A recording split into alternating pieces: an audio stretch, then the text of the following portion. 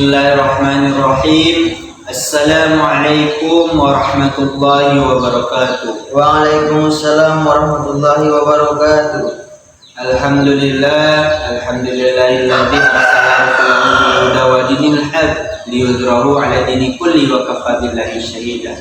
Asyhadu an la ilaha illallah wahdahu la syarika lah wa asyhadu anna Muhammadan abduhu wa rasuluh. Allahumma shalli ala sayyidina Muhammad wa ala ali sayyidina Muhammad. Segala bentuk puja dan puji syukur kita marilah kita limpahkan atas kehadirat Allah Subhanahu wa taala, yang mana dengan rahmat, nikmat dan karunia-Nya itu apa yang kita niatkan dari rumah tadi, pergi menuntut ilmu dengan tujuan menuntut ilmu dan dengan harapan pulangnya nanti membawa ilmu, semoga selalu berada di dalam keberkahan Allah Subhanahu wa taala. Amin amin ya rabbal alamin. Untuk mengawali pembelajaran kita pada pagi hari ini, marilah bersama-sama sejenak kita memohon berdoa kepada Allah, memohon keberkahan dari Allah Subhanahu wa taala. Berdoa mulai. A'udzubillahi minasyaitonir rajim. Bismillahirrahmanirrahim. Rabbi shrah li sadri wa yassir li amri wahlul 'uqdatam min lisani yafqahu qawli. Rabbi zidni ilman warzuqni fahman. Amin amin ya rabbal alamin. Baiklah anak-anak Bapak sekalian, sebelum Bapak melanjutkan pembelajaran ke pembelajaran selanjutnya, Bapak ingin tanya nih, siapa yang masih ingat pelajaran apa sebelumnya? Saya Pak, Apa? Silakan. menyelenggarakan mayit. Menyenangkan, tepat sekali. Sebelumnya kita itu membahas tentang tata cara penyelenggaraan mayat, cuman belum sampai ke prakteknya. Bapak ada bilang kan, Bapak juga memberikan tugas untuk menghafal di rumah masing-masing, mulai dari membaca niatnya, mulai dari apa yang kita baca, doa yang kita baca saat kita pergi takziah, apa doa yang kita baca saat mewudukan, memandikan, mengkafani dan lain sebagainya, sampai nantinya pada proses penguburan. Nah, ada kan dihafal anak-anak? Ada Pak. Alhamdulillah. Untuk itu sejenak kita mengulas sedikit pelajaran sebelumnya, sehingga nantinya kita akan melaksanakan praktek pada hari ini untuk proses penyelenggaraan jenazah. Nah, yang pertama, masih ingat kan kewajiban kita bagi orang yang hidup terhadap kerabat kita, sanak saudara kita yang sudah meninggal, itu ada 4, bukan? Ya Pak. Ya, betul. Yang mana yang pertama, siapa yang masih ingat? Apa kewajiban kita yang pertama terhadap saudara kita yang sudah meninggal? Saya Pak. Ya, apa? Memandikan mayit. Memandikan mayit. Yang kedua, Mensolatkan. menyolatkan. Yang ketiga, Menguburkan. menguburkan. Yang keempat, Saya lupa apa yang keempat. itu agak sedikit terbalik ya anak-anak Bapak. Yang pertama, kewajiban kita sebagai orang mukmin, orang muslim terhadap saudara kita yang meninggal, yang pertama adalah memandikan, yang kedua mengkafani, yang ketiga menyolati, dan yang keempat menguburkan. Di dalam hadis Rasulullah SAW yang diriwayatkan oleh Imam Muslim, nah barang siapa yang ikut menyelenggarakan jenazah akan mendapatkan pahalanya sebesar Gunung Uhud. Nah, karena minggu kemarin kita sudah belajar tentang konsep dan konteks tata cara penyelenggaraan jenazah, hari ini anak-anak Bapak sekalian kita akan mempelajari tentang bagaimana praktek tata cara penyelenggaraan jenazah. Nah, yuk sama-sama kita siapkan bahan-bahannya, siapkan alat-alatnya. Kemudian untuk nanti demonstrasinya itu mohon disimak baik-baik ya anak-anak. Yuk langsung saja kita lihat. Let's go.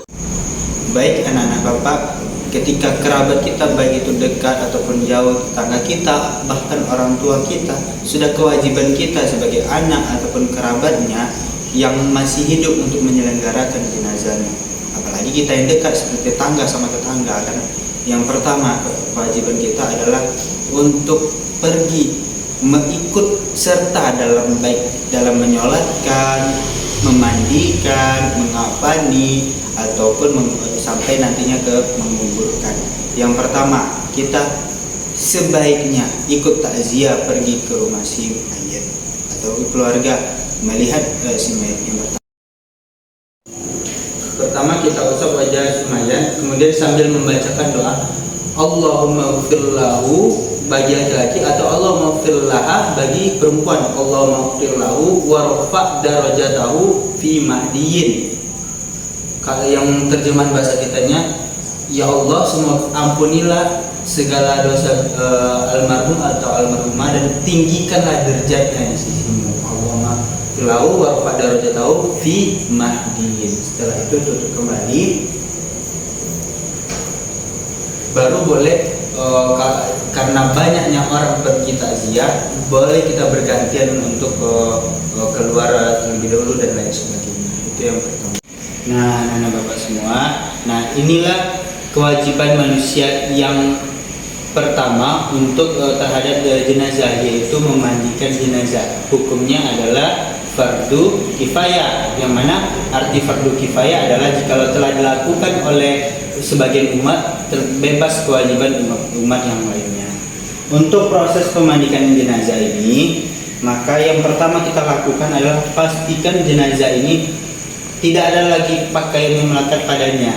Kalau ada, misalnya baju atau celana, kalau bisa dilepas, lepaskan. Tetapi kalau sulit untuk melepaskannya, maka boleh gunakan gunting dengan hati-hati melepaskannya. Yang pertama, doa untuk memandikan jenazah ini, gunakanlah air yang bersih, air yang suci lagi bersih. Yang pertama kita doa untuk memandikan jenazah. Doanya seperti yang telah kita pelajari. Jenazah itu setelah kita pelajari, nawaitul ghusla lihazihil mayyitati bagi perempuan, lihazal mayyiti bagi laki-laki, fardun lillahi ta'ala. Setelah itu kita ambil air 1 gayung, kemudian kita siram bagian kanannya dengan menggunakan tangan sebagai wadahnya seperti ini. Dari atas bagian kanan sampai ujung kaki. Yang pertama, kemudian ambil lagi 1 gayung, siram lagi yang kedua. Nah, lakukan ini sebanyak 3 kali anak-anak semuanya. Setelah yang bagian kanan, maka siram bagian kiri. Nah, sebanyak 3 kali juga sampai ujung. Nah, setelah itu bagian yang tengah siram, tampung dengan tangan sebanyak 3 kali juga. Siram lagi, ambil, siram sebanyak 3 kali.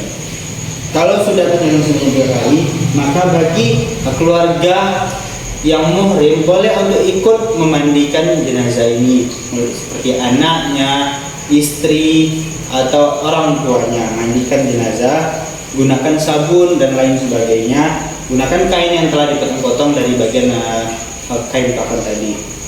Setelah bersih semuanya, maka disiram lagi. Kemudian untuk jenazah ini kita miringkan ke sebelah kiri. Kita miringkan sebelah kiri, kemudian kita bersihkan bagian punggung sebelah kanan. Caranya adalah dengan seperti ini. Bagian yang di sini mendorong ke sebelah kiri. Nah, bagian yang sebelah kanan ini adalah membersihkan punggung sebelah kanan si mayit. Kita bersihkan sebersih-bersih mungkin. Di sela-sela apapun itu, di kepalanya bersihkan semuanya, luruskan genangan airnya.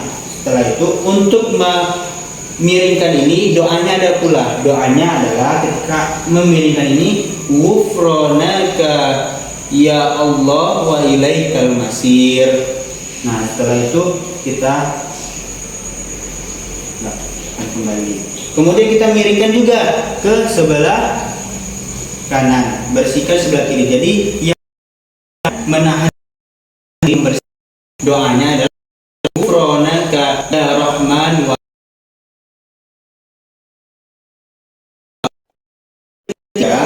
yaitu untuk kita angkat kepala, tahan. menggunakan tangan kiri, kemudian kita tekan perutnya menggunakan tangan kanan. Kita tekan pelan-pelan, kita rasakan. Nah, seperti ini. Doa untuk menekan perut ini adalah Ghufranaka ya Allah, ya Rahman, ya Rahim, wa ilaikal masir. Kita tekan perutnya. Nah, setelah sudah rasanya, kita tekan kembali, maka kita lihat apakah ada kotorannya atau dan lain sebagainya. Kita bersihkan terlebih dahulu. Setelah bersih, kita tukar kain basahannya ini, kita tukar dengan yang lain. Setelah kita menukarnya, sudah bersih semuanya, sudah dilap seperti ini, maka langkah selanjutnya adalah mewudukkan si jenazah. Langkah-langkah untuk mewudukkan si jenazah adalah mengambil air yang paling bersih dan lagi suci yang bisa digunakan untuk wudhu. Seperti kita ganti kain basahnya, maka langkah selanjutnya wudhukan jenazah, sucikan. Sebelum kita mewudhukan, bagi kita yang petugas untuk memandikan, kita beritahu dahulu bagi keluarganya yang mau mencium, menyayangi si mayit, silakan untuk menyayangi si mayit terlebih dahulu sebelum untuk disucikan. Karena setelah diwudhukan, maka keluarganya yang tidak muhrim itu tidak boleh menyentuh ataupun mencium si mayit lagi. Setelah itu baru kita wudhukan. Doa wudhu yaitu nawaitul wudu'a lihazihil mayyit, tapi bagi perempuan lihazal mayyiti, bagi mayit laki-laki, farad asghari fardal lillahi ta'ala, untuk membersihkan hadas wajib karena Allah Ta'ala. Itu kita wudhukan. Wudhunya seperti biasa, apa saja anggota wudhu kita wudhukan, mulai dari muka sebanyak 3 kali, kemudian tangan sebelah kanan sampai siku, tangan sebelah kiri sampai siku, sama tata caranya seperti wudhu ya biasa. Kemudian sebagai kepala, kemudian telinga sebelah kanan dan sebelah kiri, lanjut kepada kaki. Nah, setelah kita wudhukan, kita ganti lagi kain basahnya. Setelah kita ganti kain basahnya, maka langkah selanjutnya adalah kita masukkan kain basahnya ke bawah ini, ke bawah si jenazah, supaya nanti ketika akan mengangkat jenazah ini tidak ternampak auratnya bagi orang-orang di sekitarnya. Nah, setelah seperti ini baru kita angkat si jenazah kepada kain kafan. Semuanya, lanjut kita kepada kewajiban kita sebagai manusia keluarganya. Kewajiban kedua yaitu mengkafani si mayat. Tata cara mengkafani si mayat yaitu dalam posisi mayat pas di tengah kain kafan, maka kita tutupi dahulu bajunya sambil menutupi rok si mayat.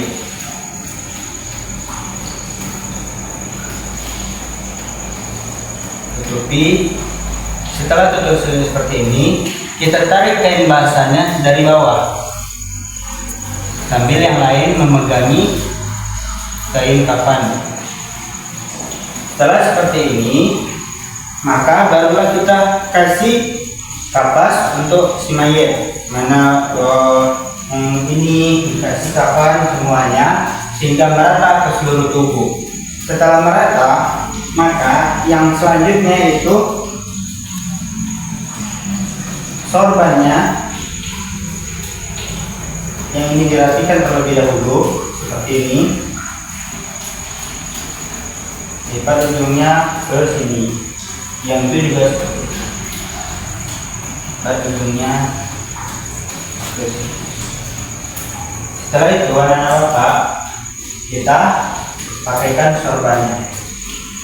Kita buat secantik mungkin.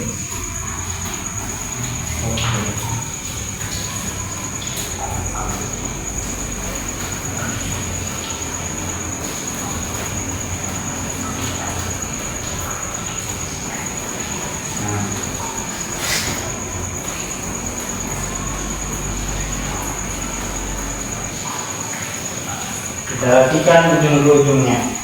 Setelah rapi,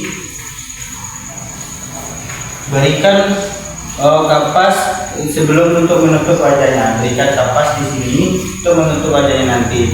Juga kapas ke dalam hidung dan telinganya. Ini juga yang di sini.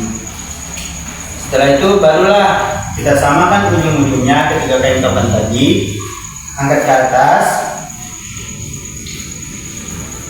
Baru kita gulung. Satukan sini. Nah, ambil ujung ke ujungnya, rapikan di kakinya juga. Pegang ujung ke ujung.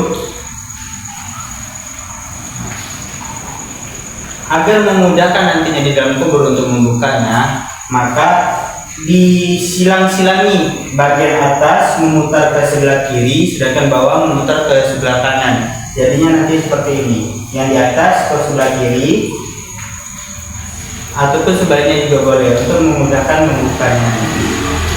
Nah, setelah seperti ini, maka ikat kain kapan tadi dengan tali yang telah disediakan sebanyak 5 buah tadi.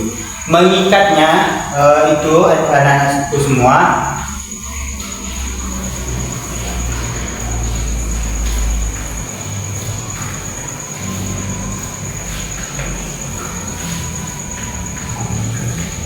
Adalah kita mengikatnya ke ujung sebelah kiri. Jadi beratkan ke kiri untuk mengikatnya agar nanti ketika posisinya menghadap kiblat itu mudah untuk membuka kain kafannya. Jadi tidak terhimpit oleh badan si jenazah. Jadi diberatkan ke sebelah kiri untuk pengikatan jenazah ini. Ikatnya boleh ikat seperti tali sepatu dan lain sebagainya. Yang asalkan jangan ikat mati gitu. Nah, jika selesai ini juga ikatkan ke sebelah kiri. Ikat ke sebelah kiri seperti ini.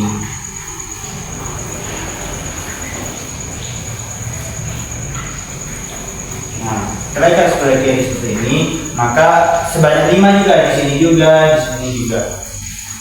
Setelah itu jenazah siap untuk disolatkan.